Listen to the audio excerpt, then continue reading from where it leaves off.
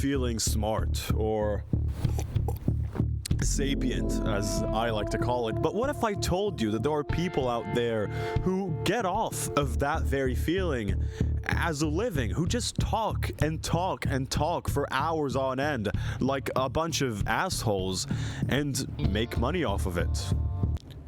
I'm obviously talking about video essay channels, the backbone of society. Video essays are really big on YouTube at the moment and have been for a while. At this point, for whatever topic or niche you might be interested in, there's probably some guy on the internet that has made a way too long video about it. You want to see a video the length of 3 feature films on Nick Avocado? Well, The Right Opinion has got you covered. You want to see a 2.5-hour long video on The Vampire Diaries? Well, Jenny Nicholson made the video right for you. Do you want to see a really good and intelligent and good award-winning analysis on the Mr. Beastification of YouTube? It's a genre on YouTube that I personally adore, and because of how wide the range of what a video essay can really be, it's been really fun to see the various ways that people manage to insert their own personality in whatever analysis they really want to make. These people spending sometimes months and months on end working on and researching the most obscure but interesting topics out there. It's super fun and interesting, and I'm not really alone in my enjoyment of this. Since these videos cover a pretty wide range of topics, their viral potential is absolutely huge, with videos sometimes getting millions and millions of views, so that hard work can really pay off sometimes. But alongside the success of the more higher quality video essay channels, we've also seen something else, and that is the rise of the mass-produced, almost fast food chain-like video essay channels with a twinge of corporate feeling. Channels who've realized how easy it can really be to capitalize off of the success. Okay, this jacket is fucking fire. It cannot go unnoticed. Someone needs to say something about it. I like the jacket. Very cool. It is not. It's ugly, man. I like it. Of this genre, and fully went for it, posting videos left and right like it's nobody's business. And the problem here is not just with the quantity of these videos. There's actually some pretty decent video essay channels that post regularly but do more short videos that are very good. The channels that I'm talking about make their videos in a factory, essentially. Sometimes they're even run by corporations. They make the video like on an assembly line. They'll have one guy coming up with the ideas and topics, have another person read out that script, and then another person to edit the whole thing in a sleek and even maybe too smooth of a way, and then someone to make a thumbnail with the most horrible and repulsive piece of art you've ever seen in your entire life. And in a lot of these cases, there's probably not a lot happening here that is, I guess, morally wrong per se. It is just depressing, but I think it's fascinating to look into the eyes of this beast, this machine. Does creating video essays in that way, where you need to come up with groundbreaking, attention-grabbing takes on an almost daily basis, cause some sort of problem? Or am I just a dumb little whiny baby? In today's 5-hour-long video essay, we're gonna figure out exactly... This video is brought to you by my Patreon. If you want to support what I do over here, my Patreon link is in the description. You'll get an extra video off of it a month, and a Discord. I have a Discord where I talk to people. It's just a nice way to, support what's going on here if you feel inclined to do so. So yeah, how about you check that out, huh? Part of the reason as to why this genre is as big as it is because of how broad the definition of what a video essay is can really be. There aren't any physical requirements for you to be able to call yourself a video essayist. You don't need a college degree. You don't need to have the benefit if you don't. A job in the field that you're talking about in advance. You can just be some sort of idiot, some kind of dumbass. A video essayist can just be some person with a take, and potentially a good and Motherfucker's just rocking his coolest jackets for this video. Found one. Video essays can be long, they can be short, they could be about media, politics. Pickle Rick is a video essay, essentially any video that talks about like a subject with a script made in advance. Well, after doing a lot of thinking, I came to the realization that a lot of what defines these videos, besides all being, you know, a piece of content that talks about and analyzes. Guy's saying so much nothing. He's getting to the point. His main point is going to be about one type of YouTube essayist, Sunny V2. And there are other channels like him now, like Sunny V2. I would say Patrick CC even does a similar type content. It's never like that. As a thing. Not as aggressive. The main component that really ties them all together is one of aesthetics, a vibe, a certain type of title and thumbnail that help Internet indicate Anarchist to you, apparently the viewer, is another channel that you're that's about to similar watch to that. some, you know, some smart shit. And there's a lot of ways to achieve this effect. Maybe use some slick editing, maybe use some fancy words like sapien, and, you know, just generally talking in a way that makes people believe that you're smarter or sapiener. And, you know, using these elements doesn't necessarily mean that the video that you're gonna make is bad. It's actually just like a common sort of bunch of common attributes to video essays. Since the qualifications for doing this job are essentially non-existent, a lot of these mass-produced video essay channels will essentially use these aesthetic elements as a way to make you think that what they're saying is a lot more profound than what it actually is.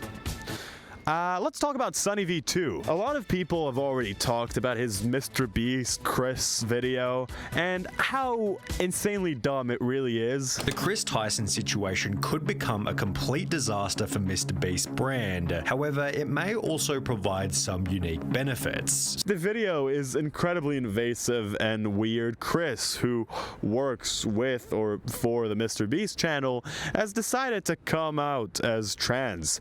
Something that's well within his right to do. As life decisions go, this isn't really something that's any of Sunny V2's concern, but the way that the video decides to focus on things is incredibly weird. So let's begin by going over the drama before explaining exactly how this will impact the Mr. Beast channel. Looking at this whole thing of like just Chris being open about who he is as a Mr. Beast related business decision is freak shit. It's some freak shit, honestly. He tries to like at some point analyze Chris's marriage. He is quite literally talking about Chris's life as if he's a character in a TV show. And if we've learned anything from Hollywood in recent years, it's that adding over-the-top LGBT characters for the sake of relatability rarely works as intended and is often nothing more than a distraction from the premise of the movie or video. Such a what makes this video so ghoulish to me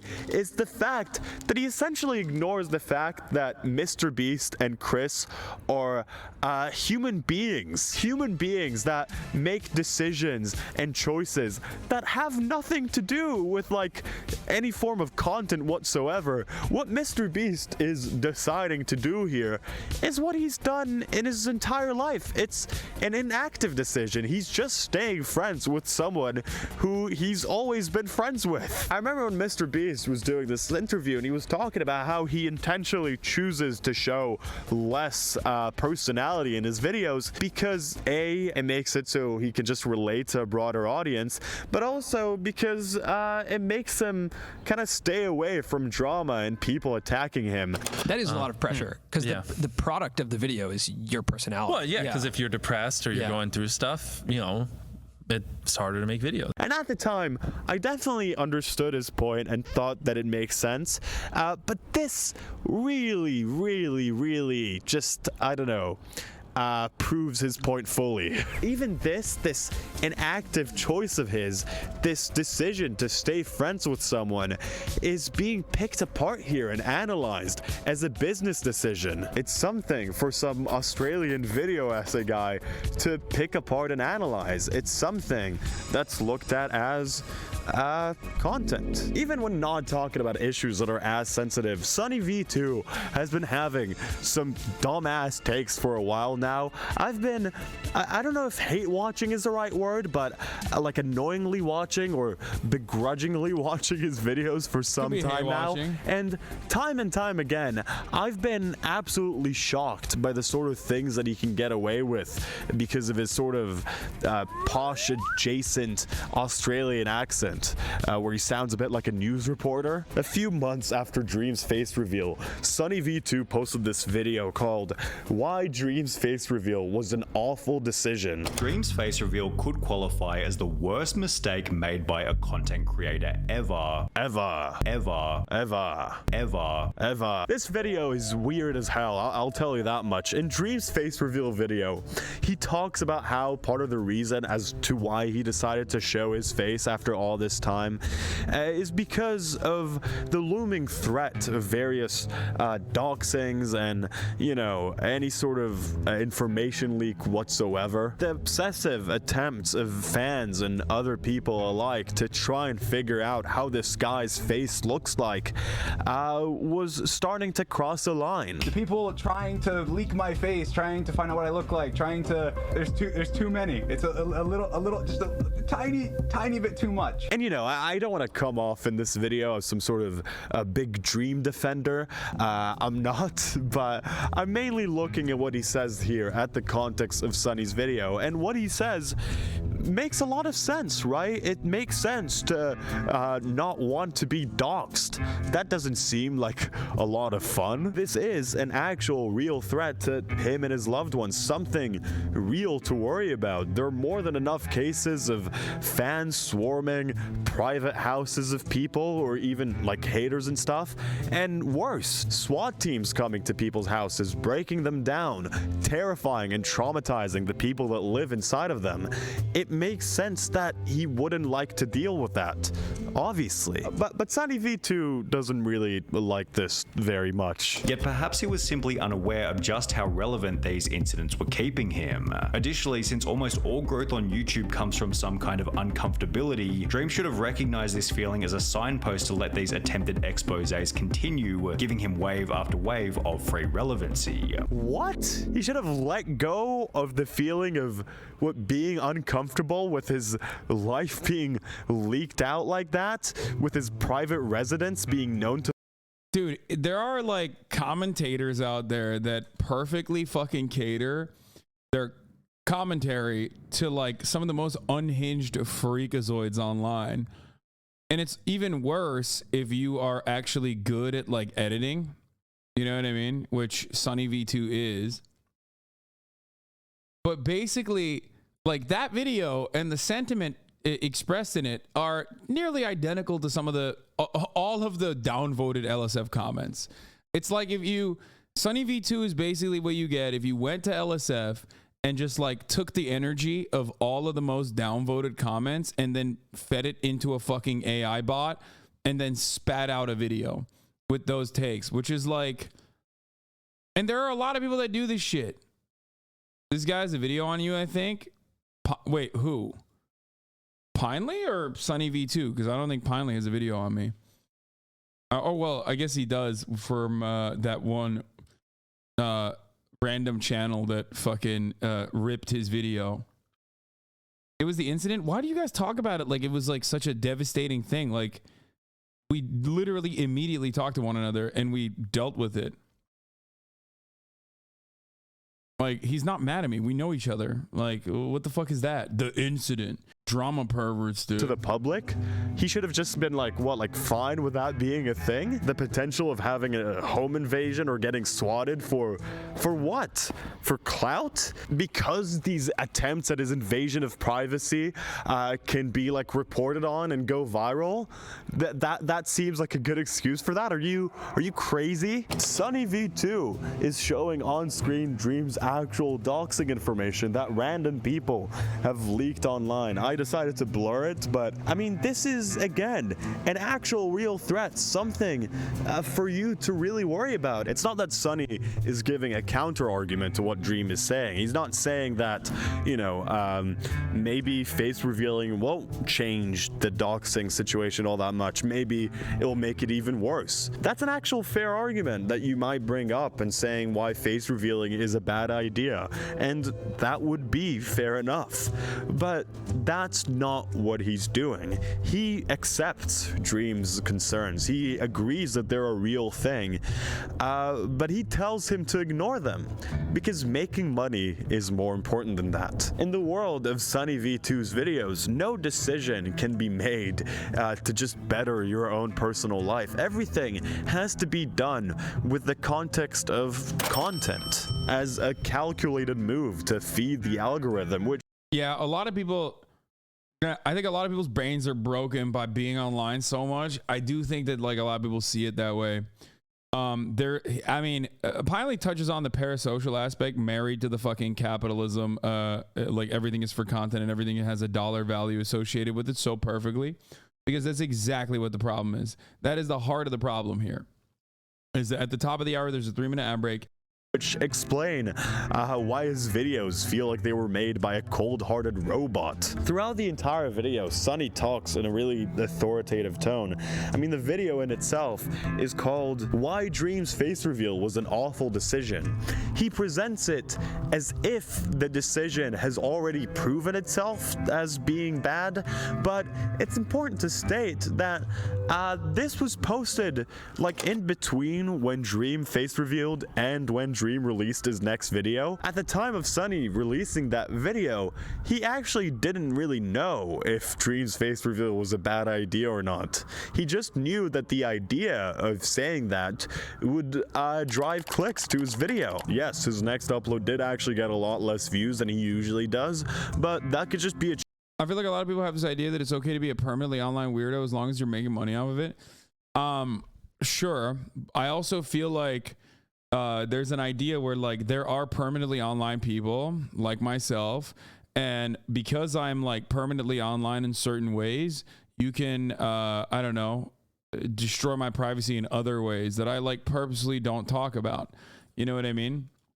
And people will literally do that and then turn around and go, well, that's accountability. It's like, no, it's not. You're being a cyber stalker. Like, that's not, you know what I mean? You think it's called accountability, but like, what did I have to do accountability for? You know what I mean? I guess maybe not playing video games, but that's pretty much it.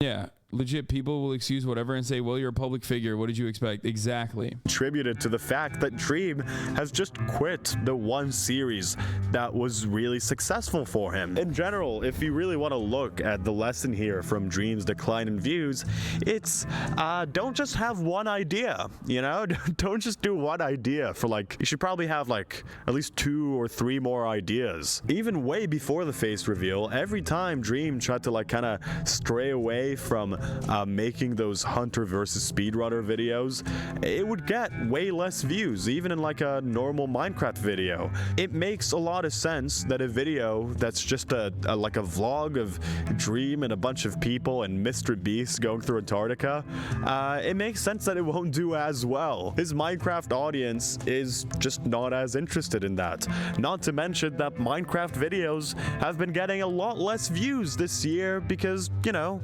lockdown's over. Kids are back in school. But that's sort of no, that it's a bit of both, but I think the main problem there, yeah, overall, Minecraft comes and goes in waves, right? Every 5 years, there's another wave of Minecraft where like another group of 10-year-olds to 12-year-olds get invested in the wonderful, bountiful world of Minecraft. But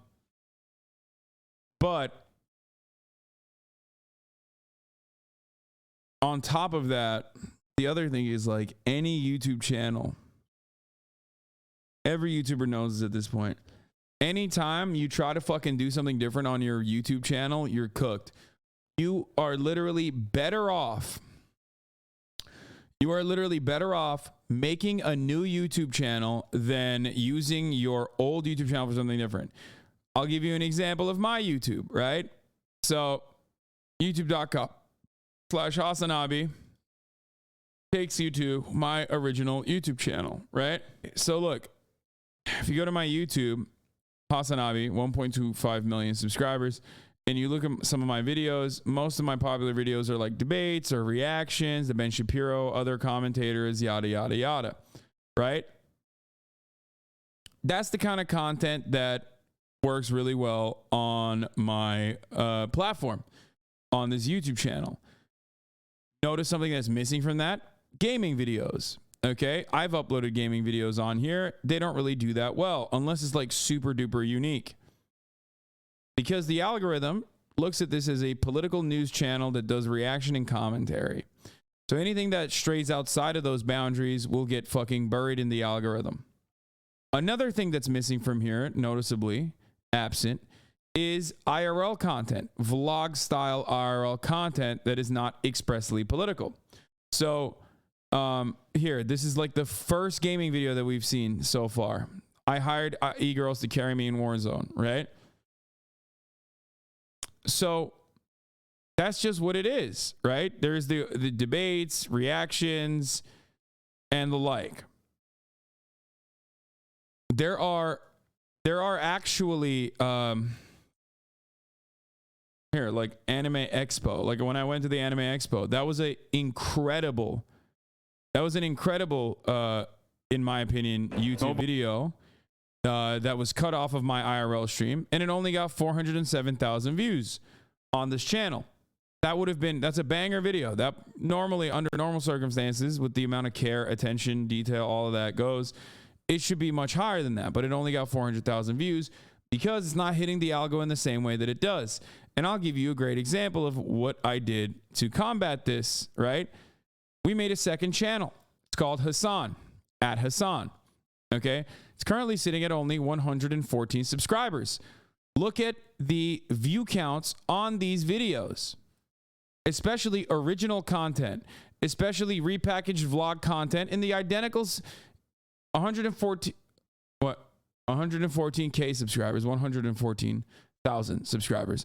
If you look at the videos on this channel, okay, there's not that many, right? Almost every single vlog content has done incredible numbers.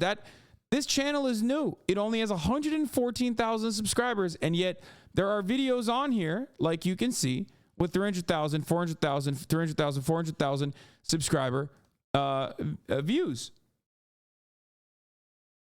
That is because the YouTube algo is looking at this as a vlog channel, okay?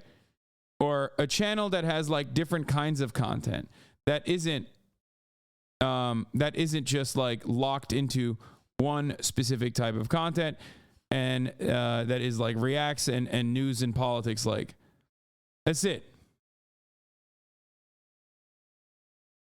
This is the reason why YouTube fucking hates variety content on the same channel.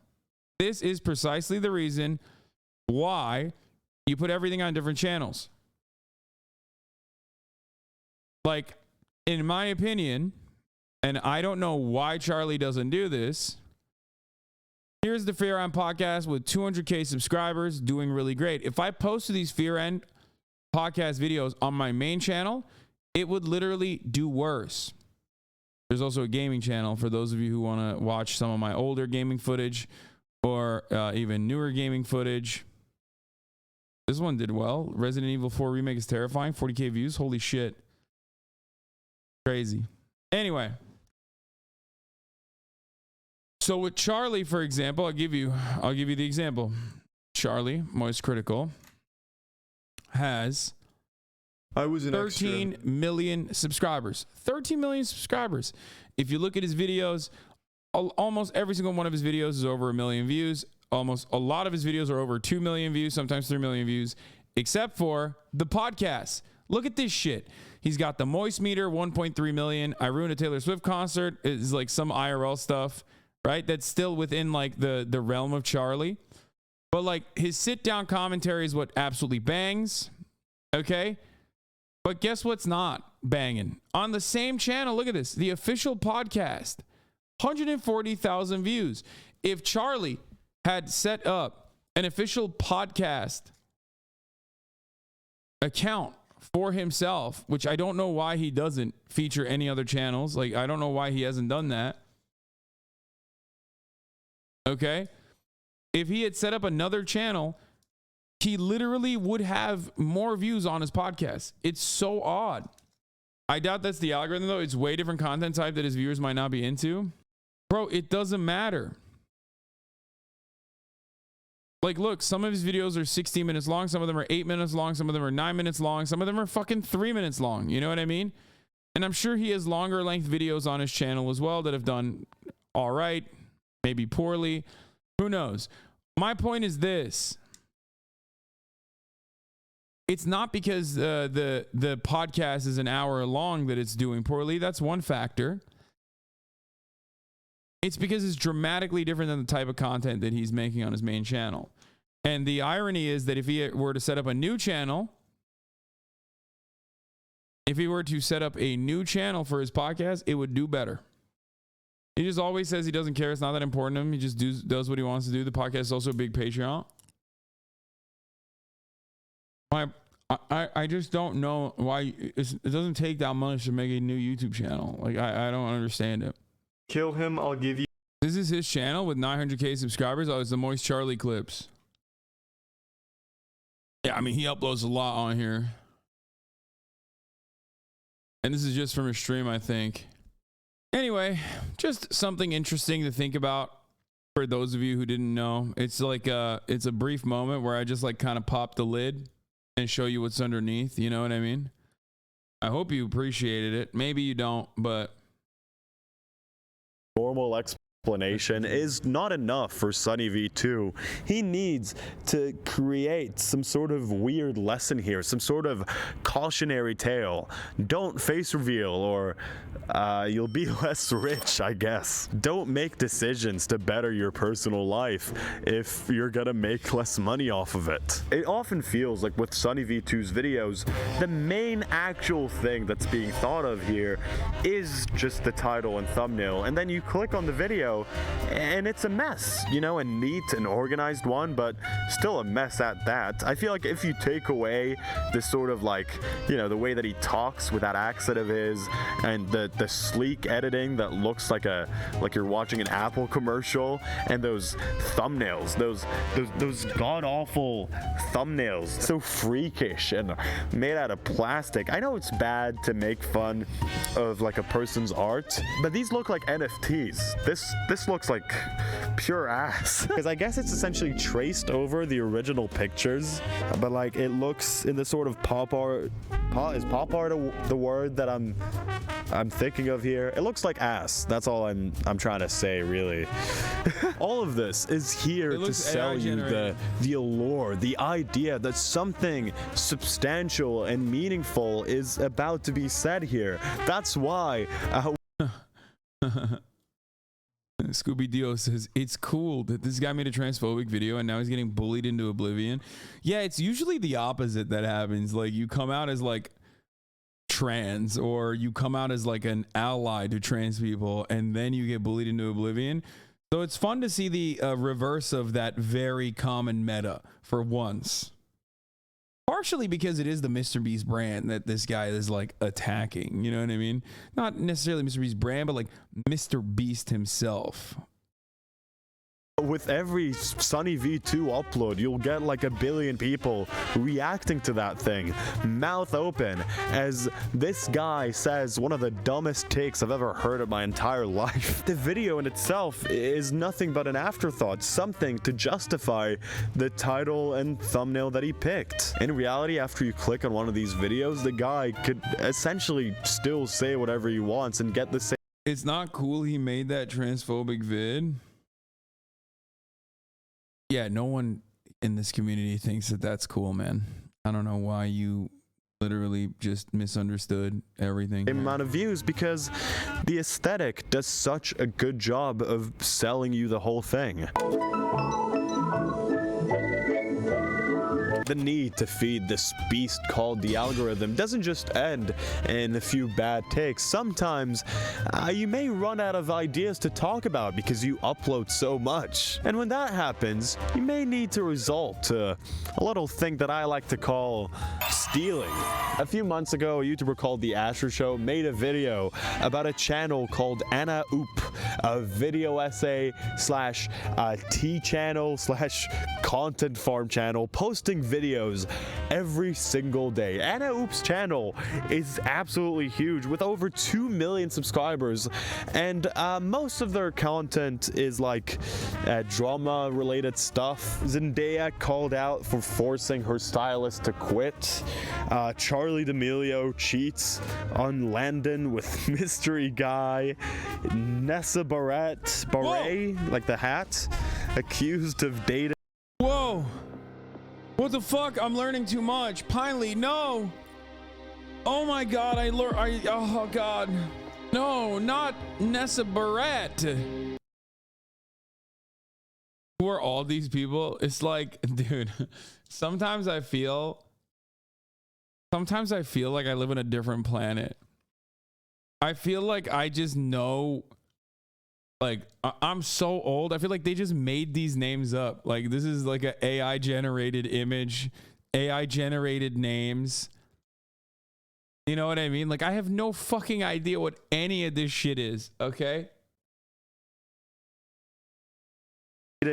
Olivia Rodrigo's sirens. I'm in New York right now, and there's just noise everywhere. There's like sirens going off.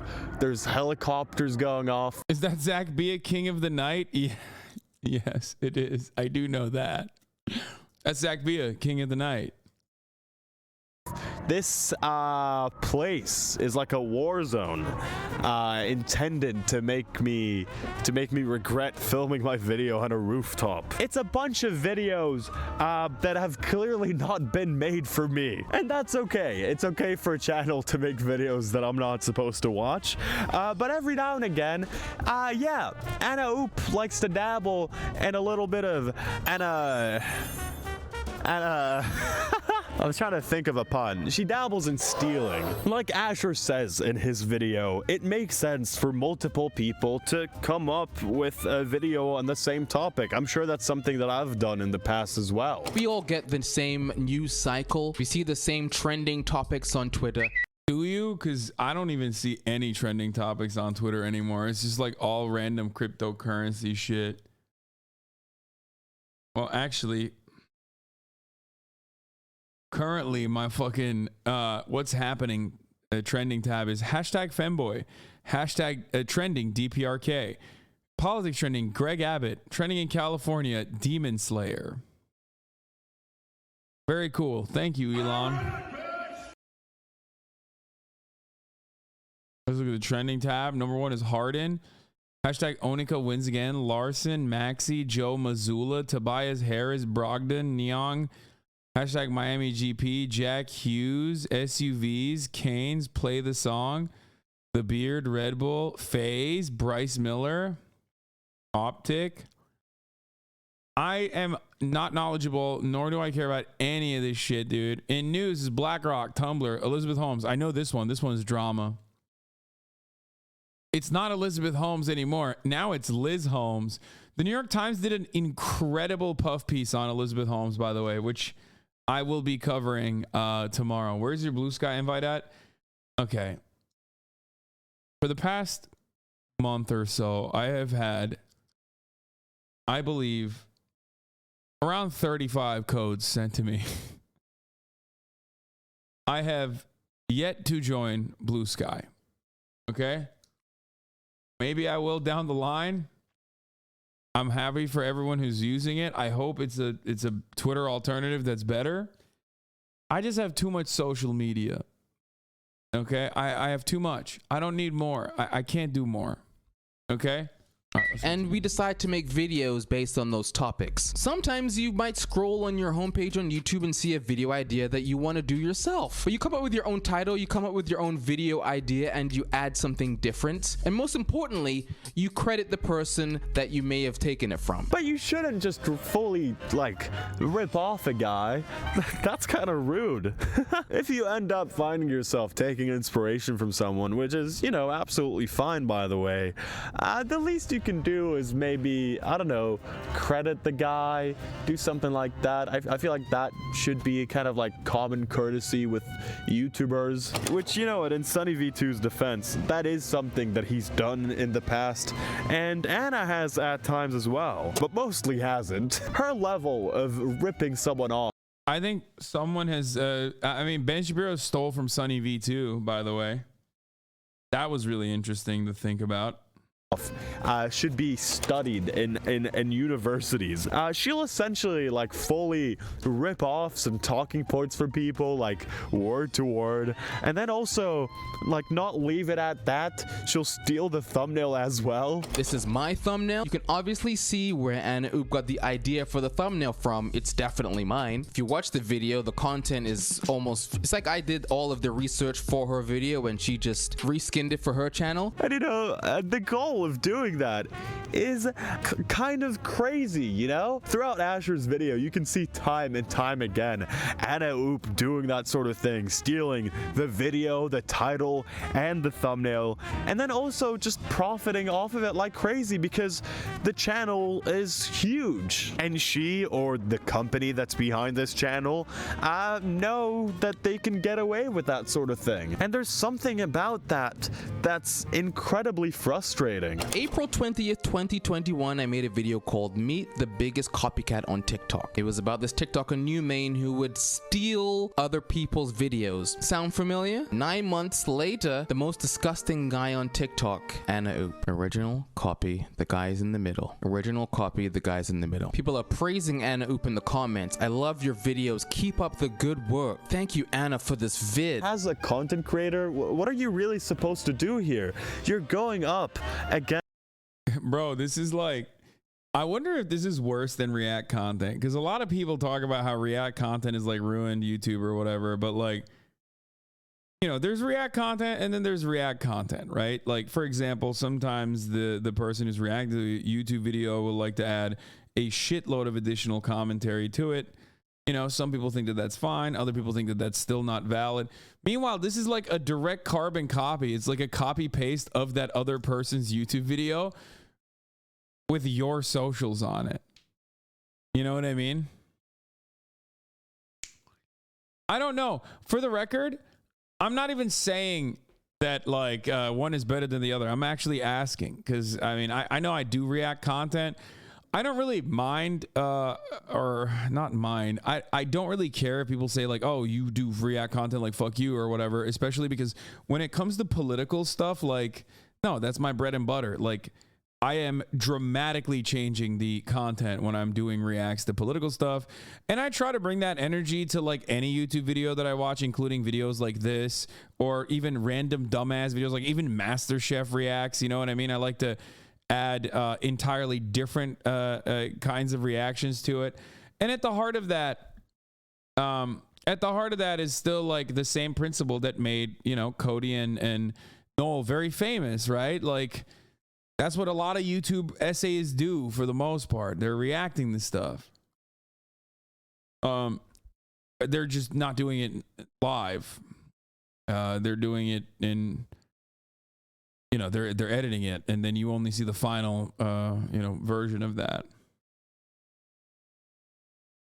Yeah, same with Curtis, Drew, Danny, and Jarvis. Yeah. Against a massive company, a content farm, a factory. When what a channel does is just push out content again and again and again to feed this sort of machine, no matter what, who gives a shit about what they're stealing from? They're just gonna do it because they need to keep going. Asher is probably just one example out of many that have experienced a very similar thing. If not by Anna Oop, then by another one of these sort of content farmy sort of channel. Standing in front of this machine, this beast, can make you feel helpless, tiny. And if you can't really beat them, why not join them? Jake Tran and Illuminati, yeah, I think that's how I'm supposed to say it, are two YouTubers that seemingly content farmified their channel, each one posting a billion video essays a week. Illuminati is now posting, I think, a video essay every single day. It's kind of crazy. I didn't used to watch Illuminati, so I'm not going to focus on that channel, but with Jake Tran specifically, I remember a bunch of his videos showing up in my feed, and Jake Tran is a really interesting content creator because, like, I watched a lot of his videos and it's like impossible to pin down his politics. I find that very interesting. Like, it's like a libertarian, I'm pretty sure, but he's like a libertarian with like an interest in crypto, but like in a lot of instances, he just like says some shit where you're like, what the fuck? Like, is he woke? Like, what is happening? They were pretty cool. He a lot of times had some pretty meaningful stuff to say. A lot of videos had some pretty, interesting lessons about like really bad businesses. He was talking about a bunch of things that should be called out, the lengths that evil businesses could go just to make a quick buck. And then he became rich. His team became absolutely massive. He got like a voice actor to do some stuff for him for his videos. And then, like the subject of his own videos, he essentially just started doing the very same things that he was like talking about. He made a video about how like the lottery is bad and scamming you.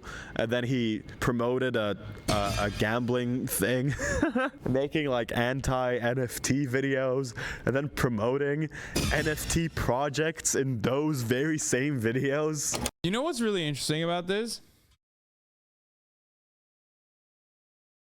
Like, you only get mad at this if you already had an expectation from this channel that it was supposed to like mean something. You know what I mean? Like, if you already, like, I am not shocked by that at all. Maybe because like I always thought that he was portraying the role of like a centrist in a lot of ways in his content. So this kind of stuff doesn't shock me really, that he's doing this kind of shit. I mean, Piley's right. Like, this, it does show that he has no backbone or any sort of like moral integrity, which I think is kind of important for commentary. If commentary is the main reason why people are watching you. You know what I mean? I showed how he had started selling NFTs in videos about how bad NFTs are, or selling crypto in a video about how crypto is. And it was just so weird to watch. And it's obvious why he took those deals. Lots of money is on the table over here. More money than any sort of sponsor could give you whatsoever. These goddamn crypto projects just throw out cash willy-nilly, probably offering him like hundreds of thousands of dollars. An amount of money that I guess is hard to say no to, even if you're a millionaire. But even with that being the case, you'd think that he'd have some shame about it. But his response to all of that was worse. Well, what did you expect out of a channel that teaches you to be evil? I do really appreciate the honesty of this. But on the other, much more important hand, you're kind of admitting that you don't care if your audience gets scammed by you, which it seems really wrong. He then added that every sponsor on this channel helps fund this channel so we can help upping the quality and quantity. You're not going to be the right fit for every sponsor on this channel, and that's okay. So if you don't like the sponsors, skip the ads, don't buy for them, or unsubscribe from the channel. Which is a really funny answer. I did it because I wanted more money. Jake Tran also sells like an online course now that teaches you how to like get a bunch of money from a laptop job. I don't know what qualifies him to really do that. How to systematically find out what remote job is best for you. People don't live happy lives by mistake. Success is systematic, planned, and carefully executed. Yeah, I mean, every person that tries to sell you the idea that success is systematic Should probably kind of watch out from them. How to crush any interview. I bombed all my interviews. It was awful. But the great news for you, I mean, again, you know, remember what I told you that video essayists don't really need any sort of qualifications to do what they do? I guess you don't really need any qualifications to start one of these bullshit ass courses. This costs $97. He's just posting a random ass picture over here with of him and Graham Stephan. What's going on? The video how Kwebbelkop lost his entire audience in 1 year by Sunny V2 is ass. It's just Oh fuck, I watched this video. God damn. Ass. It's a rambling mess. The video is about 15 minutes long. The first third of it is spent just speculating whether his relationship. I just remember like the highlights though, you know what I mean? About how he like, first of all, I just remember the highlights of like him having partnerships and then like ruining them. I don't know why the fuck.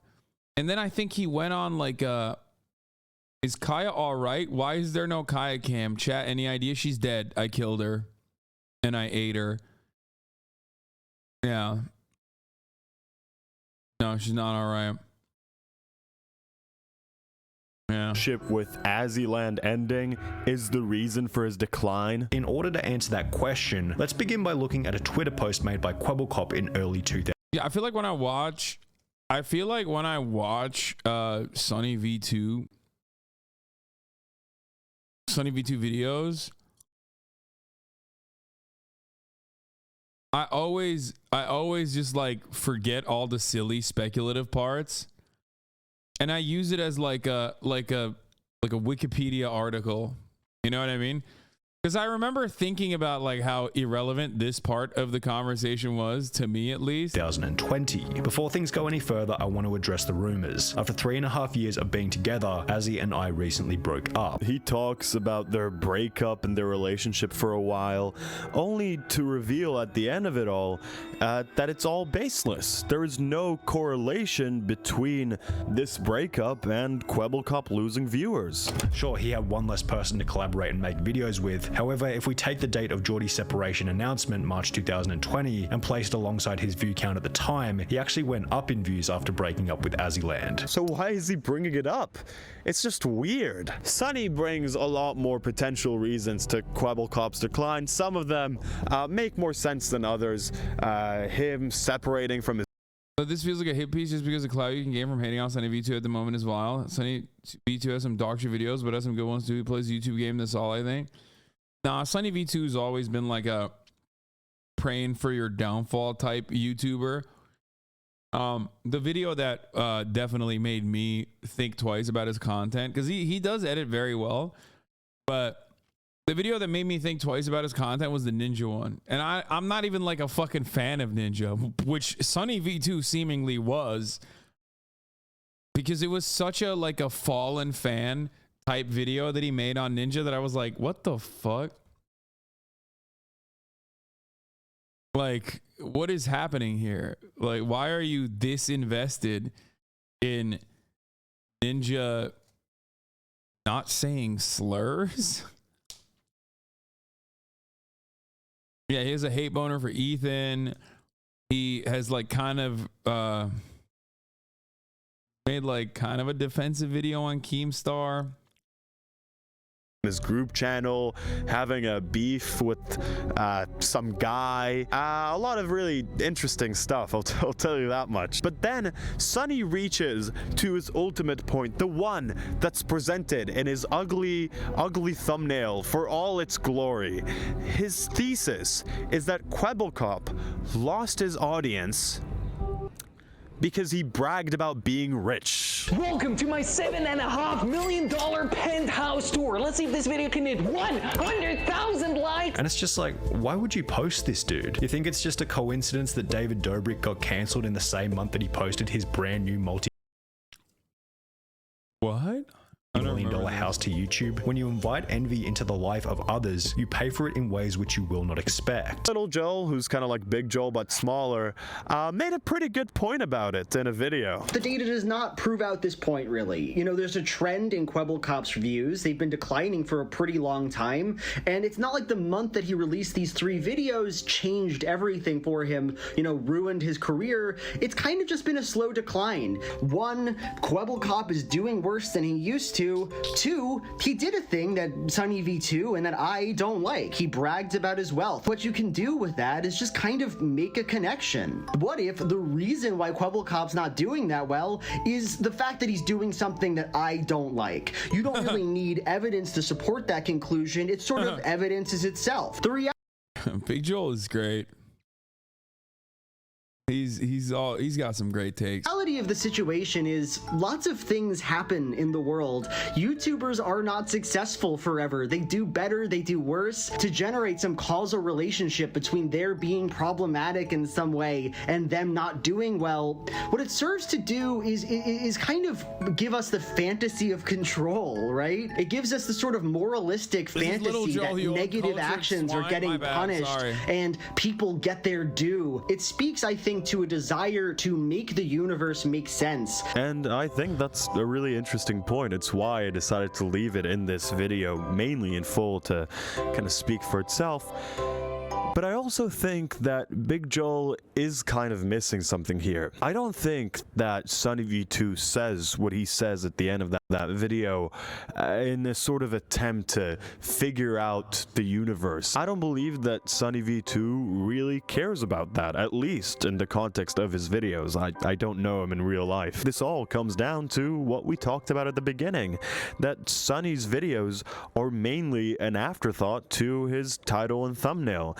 That's why he gives about like 5 or 6 different possible reasons as to why Kwebbelkop lost his viewership, and the one that makes the least sense, the one that is the most odd and out of place, is also the one that he put in his thumbnail. He created this narrative of a man losing everything because he boasted about his wealth, because it's interesting, because it's good content. And I think that that's the actual dangerous thing here. Twisting human life so it fits the narrative of something like a TV show. It's essentially what he did with Chris, Mr. Beast, or Dream. He puts everything into a clear narrative for us to follow, a distinct black and white sort of situation, a good deed and a bad deed. And I feel like when you alter and twist reality in that way, you end up losing a lot of very important things that I really appreciate in a lot of these sort of videos. You end up losing empathy. In general, one of the main things that I really hate about these sort of video essays and the people who rip off Sunny V2 as well is that honestly, it's just a lot less fun to watch. It feels like no one is having fun making these videos. It feels like a slob of content that's made for you to eat up, consume, and forget about. It has a lot of the similar problems that I brought up in the Mr. Beastification video. There are now so many channels who rip off what Sunny V2 is doing, who copy him to a T, have similarly lazy points to make, and the reason as to why they're doing that is because it works. Sunny V2, with the views that he's getting, makes tens of thousands to hundreds of thousands of dollars a month. A lot is being thrown out the window here for the sake of sleekness, and I think that's kind of lame, you know? These little tidbits of personality are what I enjoy about these videos, you know, besides the points that these people are making. I cried when I watched the latest Defunctland video about the Disney Channel theme intro. Who would have thought that that could happen to me from a Disney Channel theme intro? I cried because the video was incredible. It's a video that's gonna stay in my mind for a while, that's gonna inspire me in my own creations. Even stuff like Jenny Nicholson wearing goofy ass outfits in her videos, I think that's a lot of fun. Jake Tran could never do what Big Joel does. He could never film a video in a hot tub. He could never have creepy little angles in his videos. videos. He can never do that, you know, because he's a coward. I feel like there's a lot to appreciate with channels that, you know, kind of decide to stick to their guns, who decide to stay true to who they are, when the alternative is so much more lucrative. Especially Big Joel. I like his videos. You should check Big Joel out. He's my favorite YouTuber at the moment. I wonder how I'd feel if my life was whittled down to a Sunny V2 cautionary tale. What would the title be? Dumb idiot loser decides to spend a month on his video instead of getting that bag like a idiot. This dumb little whiny baby is whining about creativity in another one of his videos instead of getting his bag like a real man. Shut up, dumb little baby. No one wants to see you whining again. Would that be the title? The last video I posted on this channel was a 1 hour long video about Pickle Rick. And it's unironically my magnum opus. I'm not really embarrassed to say it. It took me a while to make it. Has a musical number in it that I wrote. I hired out a stage to like film it on. Part of the reason as to why I made it was to see if I could make something like that. I wanted to use the video and the length of it as an excuse to, you know, just kind of like have fun. And when I finished that video, after all the work that I put in, I made something that I was really proud of. I felt happy with it. I really was. And then I posted the video, and all of that work was reduced to a bunch of numbers.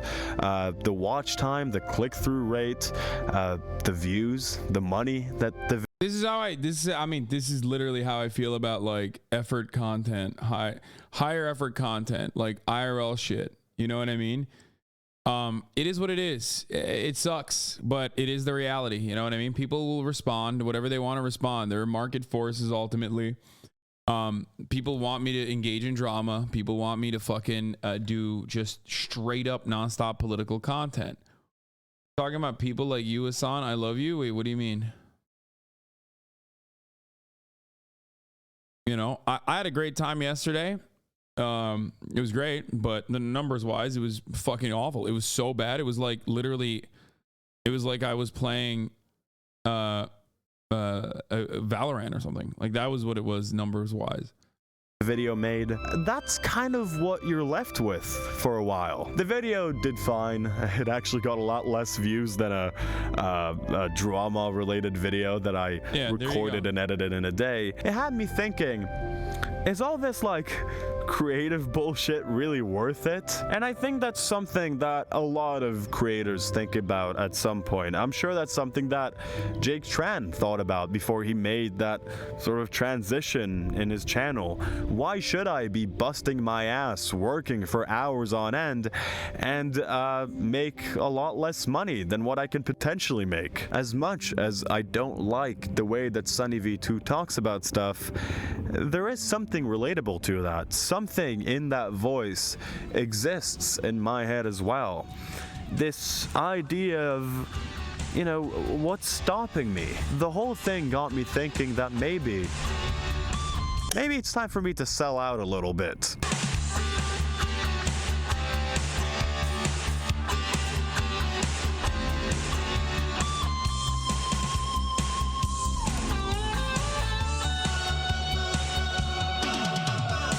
Harley's a relatively, I would say, new content creator, and he's like working on his voice, and it's getting better every video I watch. He still needs to like, as an old content creator, I would just say brevity is probably a little bit. I feel like this is something I've been watching him for like 4 years. No, but like recently he's been popping off.